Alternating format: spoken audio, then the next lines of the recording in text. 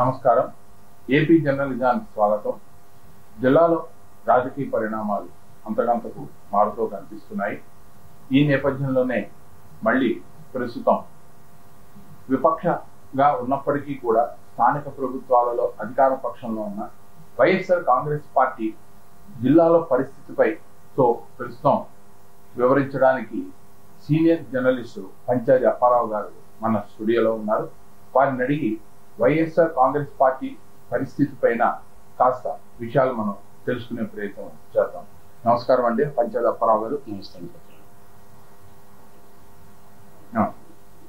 అప్పారావు గారు, ప్రస్తుతం మనం జాగ్రత్తగా గమనించినట్లయితే ఇప్పటి వరకు అంటే దాదాపు ఒక ఏడాది పాలన పూర్తయింది. జిల్లాలో వైఎస్ఆర్ కాంగ్రెస్ పార్టీ పరిస్థితి ప్రస్తుతం అసలు ఏమిటని మీ అభిప్రాయం? కూటమి ప్రభుత్వం వచ్చి ఏడాది దాటిపోయింది. ప్రజలు కూటమి మీద పెట్టుకున్న నమ్మకం అంత పూర్తిగా చూరగొనే ప్రయత్నం ఆ ప్రభుత్వం లేదు. దీన్ని తమకు అనుకూలంగా మార్చుకోవడంలో వైసీపీ పార్టీ వెనకంజలో ఉందని చెప్పాలి. ఎలా అంటే గత ఎన్నికల్లో స్వయం కృతాపరాధం ఇతరత్రా కారణాలతో వైసీపీ పూర్తిగా తుడిచిపెట్టిపోయింది జిల్లాలో. ఇప్పుడు ఆ పార్టీ తరఫున గతంలో పోటీ చేసిన నాయకులు ఎవరూ కూడా పార్టీని పట్టించుకోకపోవడం వల్ల పార్టీ ఒక రకంగా ఇప్పుడు ఇంకా పుంజుకునే పరిస్థితిలోనే ఉంది. పుంజుకుంటూ లేదో వాళ్ళు తెలియని పరిస్థితి, అయోమయ పరిస్థితి ఏర్పడింది. ఒకరో ఇద్దరు నాయకులు చురుగ్గా పనిచేస్తున్నారు తప్పితే గత ఎన్నికల్లో సీట్లు వచ్చిన వారెవరూ కూడా ఇప్పుడు పార్టీలో చురుగ్గా పనిచేయకపోవడం వల్ల ఇంకా పార్టీ ఒక విధంగా చెప్పాలంటే అట్టడుగు స్థాయిలో ఉందని చెప్పొచ్చు. ఓకే అండి, ఇప్పుడైతే వైఎస్ఆర్ కాంగ్రెస్ పార్టీకి సంబంధించినంత వరకు కూడా ఒక విచిత్రమైన పరిస్థితి కనిపిస్తోంది. ఎంపీ అసెంబ్లీ విషయానికి సంబంధించినంత వరకు సరే, కూటమి ప్రభుత్వం అధికారంలో ఉన్నప్పటికీ కూడా రాష్ట్రంలో ఇంకా స్థానిక ప్రభుత్వాల విషయంలో మాత్రం వైఎస్ఆర్ కాంగ్రెస్ పార్టీనే అధికార పక్షంలో ఉన్నట్లు. కానీ విచిత్రం ఏంటంటే వైఎస్ఆర్ కాంగ్రెస్ పార్టీ ఈ స్థానిక ప్రభుత్వాల పాలనా విషయంలో కూడా అధికార పక్ష పాత్రనే పోషిస్తున్నట్లుగా కనిపిస్తోంది. మరి దీనిపై మీరేమంటారు? సత్యనారాయణ గారు మంచి ప్రశ్న అడిగారు. వాస్తవానికి స్థానిక సంస్థల ఎన్నికల్లో వైసీపీ ఇంకా అధికారంలోనే ఉంది. ఇటు కార్పొరేటర్లు కానీ, అటు ఎంపీటీసీలు కానీ, మండల ప్రెసిడెంట్ కానీ, విజయనగరం జిల్లాలో ఉమ్మడి విజయనగరం జిల్లాలో 34 జిల్లా పరిషత్ సభ్యులు కూడా కాంగ్రెస్ వైసీపీ వారు, అన్ని మండలాల అధ్యక్షులు కూడా వైసీపీ వారే. కానీ వాళ్ళు అధికారం మన ఎప్పుడైతే ఎలక్షన్లో జనరల్ ఎన్నికల్లో అధికారం ఎప్పుడైతే పోయిందో వెంటనే కాడెత్తారు వాళ్ళు. ఇప్పుడు ఎవరు కూడా మేము అధికార పక్షం అనే గుర్తే అసలు కార్పొరేటర్లు కానీ స్థానిక సంస్థలు కానీ లేదు. అలాగే అధికారంలో లేని స్థానిక సంస్థల్లో అధికారంలో లేని కూటమి నాయకులే ముందుకు వచ్చి వాళ్ళ వార్డులో కానీ మండలాల్లో కానీ పనిచేసుకుంటున్నారు. మరి అధికారంలో ప్రజలు నమ్మి అధికారం అప్పగించినటువంటి వైసీపీ పార్టీ నాయకులు మధ్యలోనే కాడెత్తిస్తే మరోసారి రాబోయే ఎన్నికల్లో ప్రజలు వాళ్ళు ఎలా నమ్ముతారు? అసలు 5 ఏళ్ళు అధికారంలో ఉండమని స్థానిక సంస్థలకు అధికారం అప్పచెప్పారు. సరే, కూటమి ప్రభుత్వం వచ్చింది. కూటమి ప్రభుత్వం వచ్చినా ఫలానా ప్రెసిడెంట్కి పని చేయొద్దనో, లేకపోతే ఫలానా ఎంపీటీసీకి పని చేయొద్దనో, లేకపోతే కార్పొరేటర్ పని చేయొద్దు ఏ అధికారులు చెప్పరు. నిజమైన సమస్య నుండి అధికారుల దృష్టికి తీసుకెళ్ళగలిగితే పరిశీలించుకోగలిగితే అధికారులు కూడా చేసి పెడతారు గ్యారంటీగానే. కానీ విచిత్రం ఏంటంటే గత ఎన్నికల్లో తెలుగుదేశం పార్టీకి అనుకూలంగా ఫలితాలు వచ్చిన తర్వాత స్థానిక సంస్థల ప్రజాప్రతినిధులందరూ పూర్తిగా అధికారంలో ఉన్న స్పృహ మర్చిపోయారు. అసలు మీకు ఉదాహరణ కార్పొరేటర్లు ఎవరు ఇప్పుడు సచివాలయం అంతకుముందు హడావిడి చేసేవారు సచివాలయం. అలాగే గత ఎన్నికల్లో ఓడిపోయిన తెలుగుదేశం కార్పొరేటర్లు ఇప్పుడు అధికారంలో ఉన్నట్టు ఫీల్ అవుతున్నారు. అధికారంలో ఉన్న వైసీపీ కార్పొరేటర్లు ప్రతిపక్షంలో ఉన్నట్టు ఫీల్ అవుతున్నారు. ఇది అంతిమంగా ప్రజలకు నష్టం. అంటే అప్పారావు గారి అంటే ఓటమి వల్ల నైరాశ్యం వల్ల ఇలా జరుగుతోంది అంటారా, లేదా అవిశ్వాసం పెడతానన్నటువంటి భయంతో ఇలా వ్యవహరిస్తున్నారు అనుకోవచ్చా? కొన్ని విషయాలు అలా జరగవచ్చు, కానీ ఎక్కువ శాతం ఏంటంటే అధికారం పోయిందనే బాధ, నైరాశ్యం. ఇందుకు ఉదాహరణ చెప్తాను. మనం ఉన్నటువంటి విజయనగరం కార్పొరేషన్ తీసుకుందాం. విజయనగరం కార్పొరేషన్లో 50 డివిజన్లు, 50 డివిజన్లో 49 డివిజన్లు వైసీపీ వాళ్ళు ఉన్నారు. 1 డివిజన్ మాత్రం తెలుగుదేశం పార్టీకి వచ్చింది. కాబట్టి ఇక్కడ అవిశ్వాసం అనే సమస్య రాదు. ఈ ఏడాదిన్నరలో మనం ఇప్పుడు కూడా అవిశ్వాసం మాట ఎక్కడ వినలేదు. ఈ ఏడాది 2 మాసాల్లో మనం కూడా యాజ్ ఎ జర్నలిస్టులుగా అవిశ్వాసం వస్తుందేమో, అవిశ్వాసం పెడతారేమన్న ఆలోచన కూడా మనకి రాలేదు. ఆ రకమైన రాజకీయ పరిణామాలు జరగడం లేదు. అయినప్పటికీ కూడా 50 వార్డుల్లో కూడా ఇప్పుడు తెలుగుదేశం పార్టీ నాయకులే అధికారంలో కనిపిస్తున్నారు. మన వాళ్ళు అప్పుడు చూసారు సచివాలయానికి వెళ్ళడం, కూర్చోవడం, మాట్లాడడం కార్పొరేటర్లు. ఇది మొత్తం అసలు ఎందుకు వైసీపీ కాడెత్తిందో ప్రజలకు అర్థం కాలేదు. నమ్మి అధికారం అప్పగించిన ప్రజలకి ఇది అర్థం కాని ప్రశ్న. అయితే అప్పారావు గారు, ఇప్పుడు ఈ సందర్భంగా ఒక మాట మనం చెప్పుకోవచ్చు. అంటే వైఎస్ఆర్ కాంగ్రెస్ పార్టీకి జిల్లాలో నాయకత్వ సామర్థ్యం అన్నది లేదనుకోవచ్చా? లేదంటే ఇప్పుడు జిల్లాలో నాయకత్వానికి ఎవరు బాధ్యత వహిస్తున్నారు, లేదా రాష్ట్ర నాయకత్వం, వైఎస్ఆర్ కాంగ్రెస్ పార్టీ రాష్ట్ర నాయకత్వం ఎవరికైనా బాధ్యతలు అప్పగించిందా? అంటే ఆ విషయంలో కూడా కాస్త గందరగోళ పరిస్థితి ఉన్నట్లుగా అనిపిస్తోంది. దీనికి మీరేమంటారు? మీకు ఒక మాట చెప్తాను చూడండి సజ్జనార్ గారు, అధికారం లేనప్పుడు నాయకత్వం తీసుకోవడానికి ఎవరు ముందుకు రారు సాధారణంగా. విచిత్రం ఏంటంటే గతసారి అన్ని సీట్లో గెలుచుకున్న వైసీపీ ఎన్నికల్లో ఓడిపోగానే ప్రజలకు ముఖం చాటేసింది. ఇది రాబో రోజుల్లో ఖచ్చితంగా శుభపరిణామం కాదు. ఇప్పుడు ఉన్న మేరకు ఏదో మంచి శ్రీనివాస గారి నాయకత్వంలో కొంత పార్టీని బలోపేతం చేసే కార్యక్రమం జరుగుతుంది. ఆయన మట్టుగా యాజ్ ఏ పార్టీ ప్రెసిడెంట్ ఆయన పనులను ఆయన చేసుకెళ్తున్నాను. మీకు ఒక ఎగ్జాంపుల్ చెప్తాను.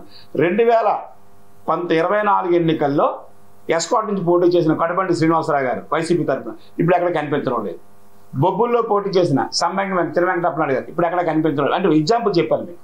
ఈ రెండు ఉదాహరణగా మీకు చెప్తాను. ఓహో, అంటే అధికారం ఉన్న సందర్భంలో రాజకీయ వలస పక్షుల్లాగా నీరెక్కడుంటే పక్షులు అక్కడ చేరతాయన్న అంటున్నట్లుగా అధికారం ఎక్కడుందో ఆ సమయంలో కనిపిస్తారు తప్ప అధికారం లేనప్పుడే ప్రజలకు అండగా నిలబడి మరింత సమర్థత సాధించాలని మర్చిపోతున్నట్టు. మరి రాబో 29 ఎన్నికల్లో ఎస్పాట్ నుంచి ఎవరిని పోటీ చేయించగలుగుతారు? జనం ఎక్కడ నమ్ముతారు అక్కడ వైసీపీ పార్టీ? ఎందుకంటే కష్టాల్లో ఉన్నప్పుడు ప్రజల పక్షాల నుండి పోరాటం చేస్తే నాయకుడు తయారవుతాడు. నాయకుల పని వల్ల ఆ ప్రభావం పార్టీ మీద పడుతుంది, ఖచ్చితంగా పడుతుంది కదా. ఇప్పుడు మరి రాష్ట్ర పార్టీ జోక్యం చేసుకున్న ఇప్పుడు కూడా చంద్రశేఖర్ గారు బాగా చేస్తారు కాబట్టి కొంత అయినా ఇప్పుడు వీరభద్రస్వామి గారు బయటకు వస్తున్నారు, పనిలో దిగారని పని చేసుకెళ్తున్నారు. ఇలాగ ప్రతి కాన్ఫరెన్స్ లో గత నాయకత్వం కానీ ముందుకొచ్చి పనిచేయగలిగితే కొంతవరకు ఉనికిని కాపాడుకోగలుగుతారు. లేకపోతే రాబో రోజుల్లో ఎవరికొరకు బీఫార్ అవ్వడం, పోటీ చేయడం కామన్గా జరుగుతాయి. కానీ గెలిచే క్యాండిడేట్లు మళ్ళీ అప్పటికప్పుడు వెతుక్కోవడం, తయారు చేసుకోవడం చాలా కష్టం ఉంటుంది. మరి ఇదే సందర్భంలో ఇప్పుడు జిల్లాకు చెందినటువంటి గతంలో మంత్రిగా పనిచేసినటువంటి బొత్స సత్యనారాయణ గారు, అంటే ఆయన ప్రస్తుతం మన ఎగువ సభలో శాసన మండలిలో ప్రతిపక్ష నాయకుడిగా కూడా ఉన్నారు. ఎమ్మెల్సీ పార్టీ పరంగా కూడా ఉత్తరాంధ్రకే కాదు దాదాపు కోస్తా ఆంధ్రాకు కూడా ఒక పెద్ద దిక్కుగానే వ్యవహరిస్తూ వస్తున్నారు. ఆయన ఇటీవల కాలంలో ఆయన పైన రాజకీయంగా కొన్ని కథనాలు వినిపిస్తున్నాయి. అందులో ప్రధానంగా ఏమిటంటే ఆయన ప్రాతినిధ్యం వహిస్తున్న చీపురుపల్లి నియోజకవర్గం పైన దృష్టి పెట్టడం లేదని, అది రాజకీయాలపై అనాసక్తిగా ఉన్నారని, దానికి కారణం ఆయన అనారోగ్య కారణాలే అన్నది ఒక కథనాలు వినపడుతున్నాయి.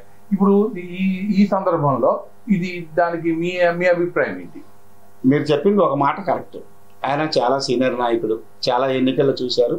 తర్వాత తన భుజస్కంధాలపై విజయనగరం జిల్లాలో కాంగ్రెస్ పార్టీని వైసీపీని నడిపించారు. పిసిసి అధ్యక్షుల స్థాయి కూడా ఆయన చేశారు. మీరు చెప్పింది నిజమే. అనారోగ్య పరిస్థితి ఆయన వెంటాడుతున్న మాట కూడా మనం ప్రత్యక్షంగా చూసాం. ఎన్నికల సభల మధ్య ఒకసారి మీటింగ్లో ఒకసారి ఆయన అనారోగ్యానికి గురవడం, పడిపోవడం. అయితే ఇక్కడ ఆయన వరకు ఆయన నాయకత్వం తయారు చేశారు. నాయకత్వం తయారు చేయకుండా వీళ్ళందరూ నాయకులు ఎవరు కదా. ఇన్ని కాన్స్టిట్యున్సీలో వైసీపీ గెలిచిందంటే ఒకటి జగన్మోహన్ రెడ్డి గారి చరిష్మా, 2 సత్యబాబు గారి మార్గదర్శకత్వం, చిన్నసీని గారి సమర్థత. ఈ మూడింటి మనం కొట్టిపారేయలేం. కానీ అవసరం దాటిపోయిన తర్వాత మళ్ళీ మన సీట్లు ఇస్తారా, మళ్ళీ మనం పోటీ చేస్తామా, లేకపోతే ఇప్పటి నుంచి పార్టీ కోసం ఎవరు డబ్బులు ఖర్చు పెడతారా అనే గుణం కలిగిన నాయకులు వైసీపీలో ఉండడం వల్ల దీని ప్రభావం అగ్రనాయకత్వం మీద పడుతుంది. ఎవరి కాన్స్టిట్యూన్సీలో వాళ్ళు గట్టిగా పనిచేసుకోగలిగితే, ఎవరి మండలంలో వాళ్ళు గట్టిగా పనిచేసుకోగలిగితే ఈ పరిస్థితి రాదు. తర్వాత కొంతమంది మీకు ఉదాహరణ చెప్తే డెంకాడ ఎంపీపీ వాసుదేవరావు ఆయన ఎన్నికల్లో పార్టీ ఓడిపోయారంటే జనసేనకి వెళ్ళిపోయారు. ఎగ్జాంపుల్ చెప్తున్నాను. అంటే అవసరం మేరకు పార్టీని వదిలేడు, అవసరం తీర్పారంటే పార్టీ వదిలేడు. మళ్ళీ సంస్థాగత పరంగా పార్టీ ఎలా బలోపేతం అవుతుంది? అవదు కదా. అవసరం ఉన్నప్పుడే పార్టీ కావాలి, అవసరం అక్కడ జరుగుంటే రాజకీయాల్లో కుదరదు. అది అవసరం ఉన్నా లేకపోయినా ప్రజలకు మనం మాట ఇచ్చామంటే కమిట్మెంట్ ప్రజల కోసం పనిచేయాలి. అయితే ఆ రకమైన నాయకత్వం వైసీపీలో కనిపించడం లేదు. అంటే ద్వితీయ శ్రేణి నాయకులు, క్యాడరు ఇలా పార్టీలు మారడం ఒక్క కారణం అయితే, సో పార్టీలో జిల్లాని నడిపించే సమర్థమైన నాయకత్వ పటిమ లేకపోవడం కూడా ఒక కారణంగా మనం చెప్పుకోవచ్చు. నాయకత్వం లోపం లేదు, అగ్రనాయకత్వం ఉంది, అగ్రనాయకత్వం ఉంది, జిల్లా నాయకత్వం లేదు. జిల్లా నాయకత్వం ఉంది. జిల్లా నాయకత్వం చంద్రశేఖర్ గారు బ్రహ్మాండ ప్రతి కార్యక్రమం హాజరవుతున్నారు. ఆయన వీరులందరూ ప్రతి సమయాన్ని రాజకీయాలు కేటాయిస్తున్నారు. ఎందుకంటే నాకు ఆయన 2004 ముందు నుంచి తెలుసు ఆయన. అంటే ఇప్పుడు ఆయన చేసిన ఆయనకి సహకారం అందించే అందుకోవాలి నాయకులు అంతే ద్వితీయ శ్రేణి నాయకులు కాడు తీశారు. అదే ప్రభావం. అది ఇప్పుడు అలా కాడు వదిలిస్తే రేపు ఉదయం మళ్ళీ ఒకసారి వెళ్ళి మేము పోటీ చేస్తాం, మా పోటీ జనం ఎలా నమ్ముతారు? అసలు 2029 ఎన్నికలకి వైసీపీ పార్టీ ఎలా ప్రజలు ఫేస్ చేయగలుగుతారు? ఒకటి, ప్రజల తరపున పోరాటం చేసే నాయకులు లేరు.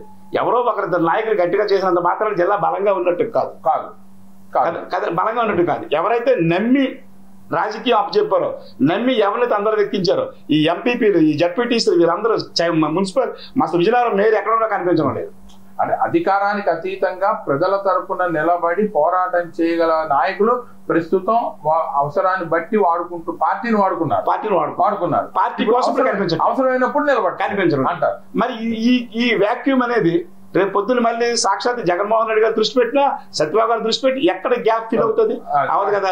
చంద్రశేఖర్ గారు ఒక్కరే ఎంతవరకు దీన్ని ఆయన భుజాల మీద మోసుకొని పార్టీకి ప్రజలకి మధ్య అగాధం ఏర్పడింది, పెద్ద అగాధం ఏర్పడింది. ఆ అగాధం పూడ్చే నాథుడు ఎవరు లేరు, కనిపించడం లేదు, కనిపించలేదు. మళ్ళీ ఎవరో తయారైతే వాళ్ళకి జనం నమ్మరు. అప్పారావు గారు, చివరి ప్రశ్న ఒకటి. మన తెలుగుదేశం పార్టీకి సంబంధించి కావచ్చు, ఇతరత్ర కావచ్చు, మనం ఉత్తరాంధ్రకి ఒక పెద్ద దిక్కు, లేదా జిల్లాకి తెలుగుదేశం పార్టీకి ఒక పెద్ద నాయకుడిగా ఉన్నటువంటి శ్రీ అశోక్ గజపతిరాజు గారు గోవా గవర్నర్ గా నియమితులయ్యారు. అదంతా మన జిల్లాకి ఒక గర్వకారణం. అయితే ఇప్పుడు ఆయన జిల్లాను వదిలి గవర్నర్ గా అక్కడికి వెళ్ళిపోయిన నేపథ్యంలో అది వైఎస్ఆర్ కాంగ్రెస్ పార్టీకి కలిసి వచ్చే అంశం అంటారా కాదా? లేదా దాన్ని వాళ్ళు తమకు అనుకూలంగా మర్చుకునే పరిస్థితి? అంటే ఇప్పుడు ప్రస్తుతం జిల్లా తెలుగుదేశం పార్టీకి సంబంధించినంత వరకు దిశానిర్దేశం చేసే పద్ధతికి లేనట్టే. మరి ఇటువంటి పరిస్థితిని తమకు అనుకూలంగా మార్చుకునేటువంటి ఒక వెసులుబాటు వైఎస్ఆర్ కాంగ్రెస్ పార్టీలో ఉందంటారా? ముందు గోవా గవర్నర్ గా అశోక్ గజపతిరాజు గారికి అభినందనలు. ఆయన సీనియర్ నాయకులు, తెలుగుదేశం పార్టీలో పనిచేశారు. ఆయన ప్రభుత్వం గుర్తించింది, ఆయనకి అభినందనలు. ఓకే, అది అంతా ఓకే. మీరు అన్నట్లు వెసులుబాటు వచ్చింది. ఎందుకంటే అశోక్ గజపతిరాజు గారు ఇప్పుడు ప్రత్యేకంగా కనిపించరు. ఉన్న రాజకీయాలు మాట్లాడరు. తర్వాత ఆయన మనస్తత్వ ప్రకారంగా తెరవెనక రాజకీయం చేయడం కూడా ఆయనకు అలవాట్లేదు ఎప్పుడు. సో ఆయన విజయనగరం జిల్లా రాజకీయ ముఖ చిత్రం నుంచి ఖచ్చితంగా తప్పుకున్నట్లే, అందులో అనుమానం లేదు. ఎందుకంటే ఆయన ఎప్పుడు అక్కడ కూర్చొని అలా సీట్ ఏమని చెప్పరు. ఆయన ఎవరికి మెరిట్ వాళ్ళకి ఇమ్మని చెప్తారు తప్పించి అప్పుడు పాలిటిక్స్ మాట్లాడి అసలు పాలిటిక్స్ మాట్లాడాలి. ఇది ఒక రకంగా వైసీపీ పార్టీకి వరం లాంటిది. కానీ ఇప్పుడు మనం ఎంతవరకు మనం ఆడుకున్నది ఉపయోగించుకునే నాయకత్వం ఎక్కడ ఉంది? ఆ నాయకత్వంలో ప్రతిపక్షం ఉన్నటువంటి వైసీపీలో ఖచ్చితంగా కనిపిస్తుంది, నైరాశ్యం కనిపిస్తుంది, నాయకత్వం ఏం కనిపిస్తుంది. ఎంతసేపు అగ్రనాయకులు ఒకరో ఇద్దరు ముగ్గురు మాట్లాడుతుంటే దానివల్ల ఏం ప్రయోజనం ఉంటుంది? తర్వాత ప్రజల్లోకి ప్రభుత్వం తాలూకా వ్యతిరేక కార్యక్రమాల్ని ప్రజల్లోకి తీసుకెళ్లగలిగే సత్తా ఆ మాట్లాడే అధికార ప్రతినిధులు, తర్వాత ప్రభుత్వం తీరిని ఎండగట్టి నాయకత్వం ఎక్కడ ఉంది? ఇక్కడ ఎప్పుడైనా ప్రెస్ మీట్ పెడితే ఒకరిద్దరు ప్రెస్ మీట్ పెడతారు అంతే. అసలు జిల్లా వ్యాప్తంగా ఆ ప్రెస్ మీట్ పెట్టడం కానీ మాట్లాడడం కానీ కూటమి ప్రభుత్వం తాలూకా వ్యతిరేక విధానాల్ని ప్రజల్లోకి తీసుకువెళ్లడంలో రాష్ట్ర నాయకత్వం పిలిపించినప్పుడు తప్ప ఇంకెప్పుడు ఇక్కడ లేదని చెప్పండి. అదే ఇది చూశారు కదా, జిల్లాలో రాజకీయ పరంగా ముఖ్యంగా వైఎస్ఆర్ కాంగ్రెస్ పార్టీకి సంబంధించినటువంటి రాజకీయ ముఖ చిత్రం ఇది. సో మరి ఇంకో ముఖ్యమైన విషయంతో మళ్ళీ మీ ముందుంటాం. అంతవరకు కూడా సెలవు, నమస్కారం.